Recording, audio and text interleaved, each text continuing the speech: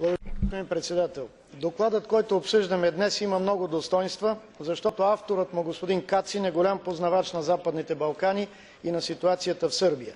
Докладът съдържа и чудесната новина за новия статут на сръбската държава.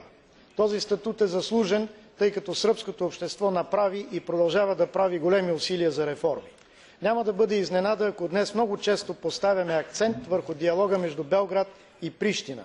Това ще бъде една призма, през която за дълго време ще оценяваме сръбската политика, дали е рационална и полезна. Друга важна призма за вътрешната политика е политиката на малцинствата. Идеята на докладчика за промяна в параграф 2 е изключително важна.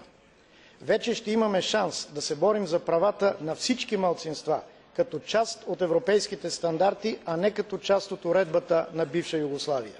Ще бъде логично да очакваме бърз напредък в тази област.